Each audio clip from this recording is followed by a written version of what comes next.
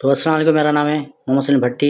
Welcome to expert Salim. ठीक है, आज मैं आपको बताने वाला हूँ कि किस तरह हम सॉल्व कर सकते हैं किसी भी लीनियर इक्वेशन को, कितने भी वेरिएबल उसमें 1 हो 2 हो 3 हो। ठीक है, हम उसको आसानी किस तरह उसको सॉल्व कर सकते हैं। ये अलजबरा का एक बहुत मोस्ट इंपॉर्टेंट जो है ना टॉपिक है। ये बिल्कुल बेसिक है अलजबरा की, जो आपको बहुत ग्रिप देगी आगे फ्यूचर में चलकर इंशाल्लाह। तो इसको सॉल्व करने के लिए हमारे पास कुछ बेसिक रूल होते हैं अलजबरा के। ठीक है, हमें वो लाजमी पता होने चाहिए।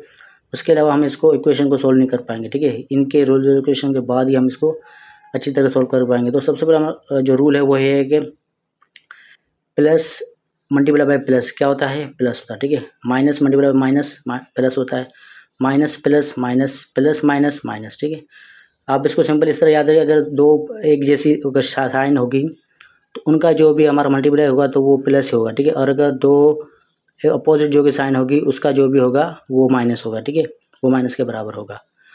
और इसके अलावा अगर कोई दो वेरिएबल है, ठीक है, इजिकल टू के इस टाइप पड़े हुए और मल्टीप्लाई में हैं वो दोनों, और अगर इजिकल टू के इस साइड में अगर वो जाएंगे तो वो डिवाइड में हो जाएंगे। ठीक है, तो वो डिवाइड करेगा जाकर, मल्टीप्लाई नहीं करेगा। अगर मल्टीप्लाई में है तो डिवाइड करेगा, अगर डिवाइड में है तो उस साइड जाकर ये मल्टीप्लाई करेगा। ठीक है, ये बात भी आपको जहन में होनी चाहिए।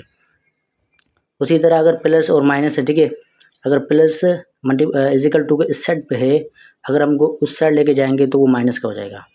अगर माइनस का है तो प्लस का हो जाएगा, तो माइनस का है तो वो प्लस हो जाएगा, प्लस है तो माइनस हो जाएगा। ठीक है, इस तरह ये अपनी साइन चेंज कर दे इजिकल टू के उस साइड। ठीक है, अब मैं आपको डिफरेंस बताता हूँ कि अपना इक्वेशन और एक्सप्रेशन में क्या फ़र्क होता है। ठीक है, यहाँ पर आपको देख रहे हैं कि एक्स प्लस 5 इजिकल टू 0, और यहाँ पर है एक्स प्लस 5 और इजिकल टू के बाद कुछ भी नहीं है। ठीक है, तो ये जो हमारे पास है इसको कहते हैं एक्सप्रेशन। क्यों कहते हैं, इसकी पहचान ये है कि यहाँ पर कोई इजिकल टू के बाद नहीं है।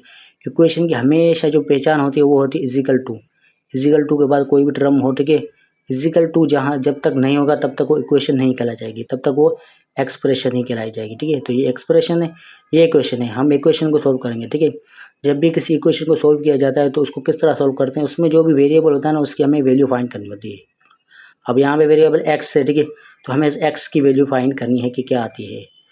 और अगर दो यहाँ पे वेरिएबल एक्स होता वाई भी होता तो इक्वेशन में हमें दो गिवन होती, फिर उन दो इक्वेशन के जरिए हम एक्स और वाई की वैल्यू फाइंड करते हैं। ठीक है, तो अभी एक्स है, ठीक है, इसकी वैल्यू हम सिंपल मैं आपको फाइंड करके दिखाता हूँ। ठीक है, आहिस्ता आहिस्ता आपको बेसिक से स्टार्ट करके फिर आपको थोड़े हार्ड के पास लेके जाऊँगा, और फिर आपको इंशाल्लाह आपका कॉन्सेप्ट जो है बिल्कुल ही क्लियर हो जाएगा। ठीक है, उसी के साथ साथ लीनियर इक्वेशन की पहचान क्या होती है और किस तरह इसको मालूम करते वो भी मैं आपको साथ के साथ समझाता जाऊँगा और बताता जाऊँगा। तो अब हम इसको सॉल्व करते हैं। अब यहाँ पर x प्लस 5 इजिकल टू 0 है, तो x को हम यहीं पर रहने देंगे, इजिकल टू लगा देंगे, और जो 5 है प्लस का है, और इजिकल टू के बाद उस साइड जाएगा तो प्लस का है तो वहाँ पे जाके माइनस का हो जाएगा। तो यहाँ पर जो x की वैल्यू है वो आई है -5, ये है x की वैल्यू। ये इतना सा काम था बस। ठीक है, अब नेक्स्ट देखते हैं, यहाँ पर है 2x इजिकल टू 18। अब यहाँ पर आप देखें कि ये जो x है और 2 दोनों पे आपस में क्या हो रहे हैं, मल्टीप्लाई हो रहे हैं। तो ये दोनों आपस में क्या हो रहे हैं, मल्टीप्लाई कर रहे हैं। तो मैंने आपको बताया कि जब भी दो टर्म्स होती है आपस में मल्टीप्लाई कर रही होती है और इजिकल टू इस साइड जाती हैं तो वो डिवाइड हो जाती है। ठीक है, अब ये जो एक्स है ये वेरिएबल है और ये जो 2 है वो कांस्टेंट है। ठीक है, ये भी आपको बात ध्यान होनी चाहिए। तो एक्स को हम यहाँ पर रहने देंगे, इजिकल टू 18, और 2 कहाँ गया, यहाँ पे आके डिवाइड करेगा। अब 2 का टेबल 18 में कितने बार टाइम लगेगा, 9 टाइम। तो एक्स की जो वैल्यू आई हमारे पास वो क्या आई, 9। इतना सा काम था, हो गया। नेक्स्ट बढ़ते हैं, यहाँ पर मैंने आपके लिए कुछ लिख के रखा है। ठीक है, यहाँ पर मैं आपको बताऊंगा कि कौन सी लीनियर इक्वेशन होती है कौन सी नहीं होती। ठीक है, तो यहाँ पर है 2x plus x is equal to x. इसका मतलब ये है कि यहाँ पर जो x की जो डिग्री है वो 1 है, यहाँ पर भी 1 है और यहाँ पर भी 1 है। तो जब भी किसी की डिग्री जो है वो 1 होती है तो वो हमारी जो इक्वेशन होती है उसको कहते हैं हम लीनियर इक्वेशन। तो ये हमारा क्या है, लीनियर इक्वेशन। अब यहाँ पर आ जाए, यहाँ पे 2xy है। अब यहाँ पे x की जो डिग्री है वो भी 1 है और y की जो डिग्री है वो भी 1 है। तो 1 1 आपस में प्लस होंगे तो ये क्या हो जाएगी, डिग्री 2 हो जाएगी। क्योंकि दोनों है मल्टीप्लाई में तो इनकी डिग्री जो होगी आपस में मिलेगी तो वो 2 हो जाएगी। और जब भी जिसकी डिग्री 1 से बड़ी होती है तो वो लीनियर इक्वेशन नहीं होती, वो हमारी होती है क्वाड्रेटिक इक्वेशन। तो ये हमारी लीनियर इक्वेशन नहीं है, इसको हम लीनियर इक्वेशन नहीं बोलेंगे। उसके बाद आते हैं यहाँ पर 2x plus 2y plus 2z is equal to 0।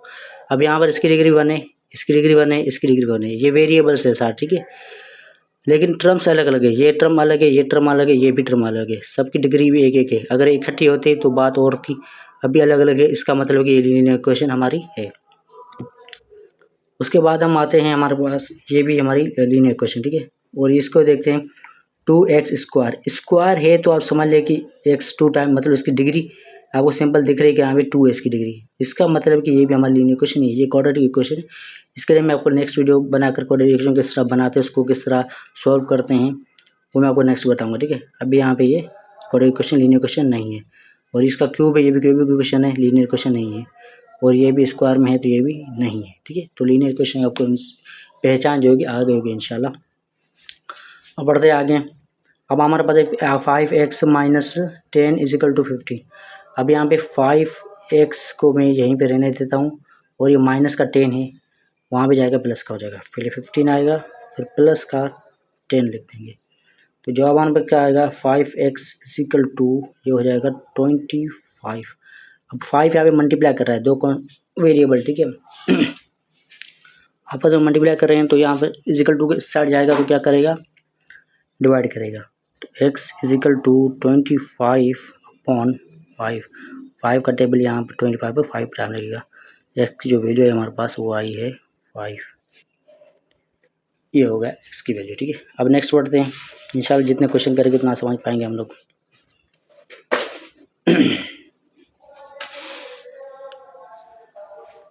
अब यहाँ पर आप देखिए, यहाँ पर थोड़ा आहिस्ता आहिस्ता जो क्वेश्चन है वो कॉम्प्लिकेटेड होते जाएंगे, ठीक है, ताकि आपको ज़्यादा समझ, आसान हर कोई कर लेगा, थोड़ा सा हार्ड होने चाहिए ताकि आपको बात समझ में आ जाए, ठीक है। इंशाल्लाह लिखे हुए तो आपको कहीं पर भी मिल जाएंगे, लेकिन समझना लाजमी आपके लिए, ठीक है। यहाँ पर है 2x + 7 इजिकल टू 3x - 5, ठीक है। अब इस सिचुएशन में हम अगर इजिकल टू के इस साइड भी वेरिएबल, इस साइड भी वेरिएबल है, अब यहाँ पे दो वेरिएबल आ चुके हैं, ठीक है। इस सिचुएशन में हम जो वेरिएबल है उनको इकट्ठा कर लेंगे, जो कॉन्स्टेंट है उनको भी आपस में इकट्ठा कर लेंगे। तो वेरिएबल है हमारे पास 2x को हम इसी तरह रखेंगे यहाँ पर, और 7 को वहाँ भेज देंगे, ठीक है। और ये जहाँ का जो अपना, मैं को करके दिखाऊँ step by step, 3x - 5, 7 minus का था, हमने स्टार्ट कर लिया, तो यहाँ पे हो जाएगा ये भी माइनस का। अब यहाँ पे जो x है, ठीक है, यहाँ पे 2x है, तो इस 3x को मैं यहाँ तक भेज दूंगा ताकि इनको इंसान सॉल्व कर पाए। ये हो जाएगा -3x के इजिकल टू के स्टार्ट गया, और ये माइनस माइनस हो जाएगा, माइनस को हो जाएगा 12।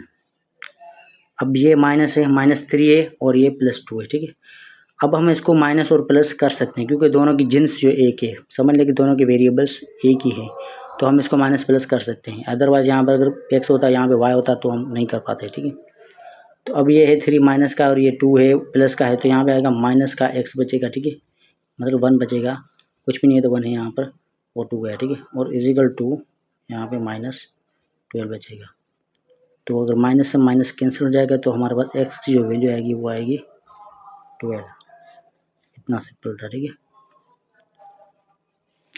आगे बढ़ते हैं, यहाँ पे 7 और ब्रैकेट में हमारे पास x - 2 ब्रैकेट ओवर और इजिकल टू 21।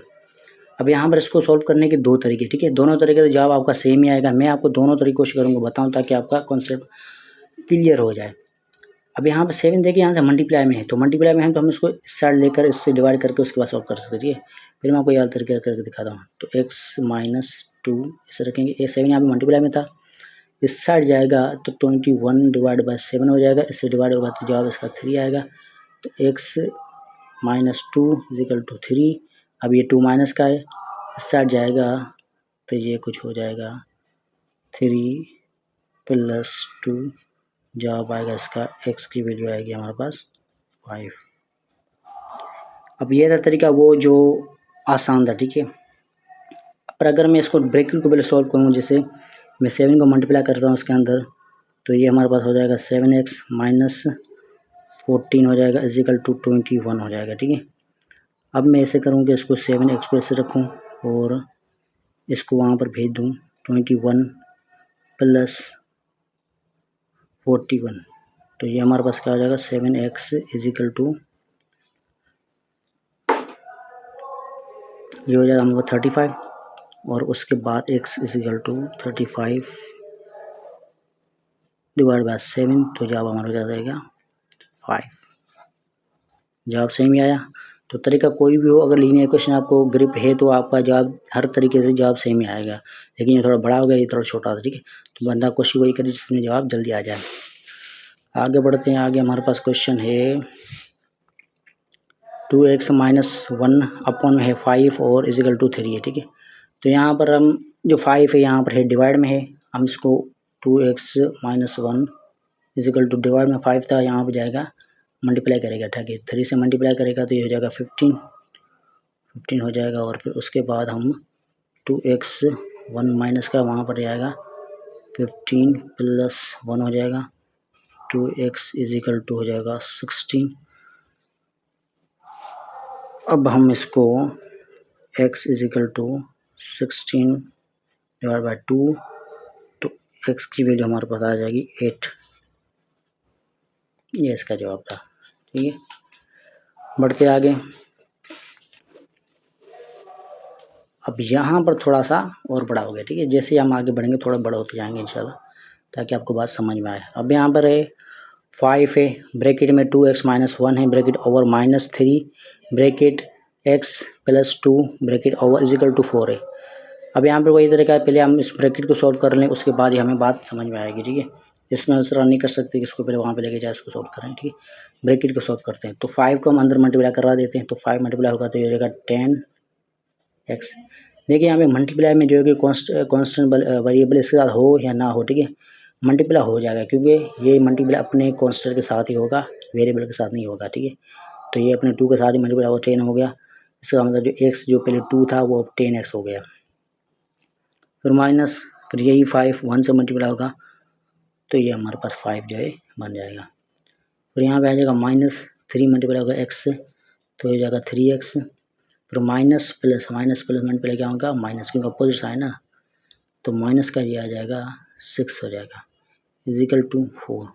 अब यहाँ पे सिंपलीफाई हो चुकी है। अब वही जो पिछले क्वेश्चन में हमने किया था कि जो x वाली टर्म है उसको एक साथ रखते हैं और जो इसके बगैर जो कॉन्स्टेंट है उनको एक साथ भेज देते हैं, ठीक है। तो यहाँ पे मैं 10x माइनस 3x रखता हूँ और जो है कि 4 वहाँ पे ऐसे ही है, यहाँ प्लस का माइनस का 5 था, यहाँ पर प्लस का 5 बन गया, ये माइनस का 6 था, यहाँ पे प्लस का 6 बन गया।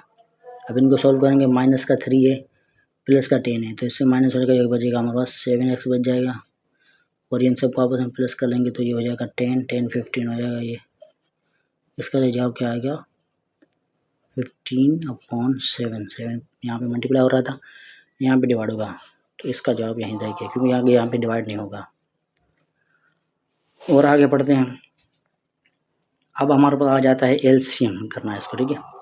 मैंने आपको पिछली वीडियो में आपको बताया था, ठीक है, जो मैंने एलसीएम आपको लेना सिखाया था, जिसमें मैंने आपको बताया था कि जब भी हमें एलसीएम लेने की ज़रूरत तब पड़ती है जब दो फ्रैक्शंस हो और उनको आपस में प्लस या माइनस करना हो, तब हमें पड़ती है ज़रूरत एलसीएम की। और यहाँ पे वही सिचुएशन हमारे आ गई है, इसको बगैर एलसीएम सॉल्व हो नहीं सकता, ठीक है। मैंने आपको एलसीएम के लिए मैंने आपके लिए अच्छी वीडियो बना रखी है, अगर आप चाहें वो देख लें, वरना इसमें मैं आपको करके दिखाता हूँ कि एलसीएम किस तरह फाइंड करते हैं। पहले जो नीचे जो भी है टर्म्स है इनके आपस में लेंगे एलसीएम, यानी कि हम फैक्टर निकालेंगे, उससे हमारे पास एलसीएम आ जाएगा, ठीक है। फैक्टर कैसे निकालते हैं पता होना चाहिए, 4 और 2।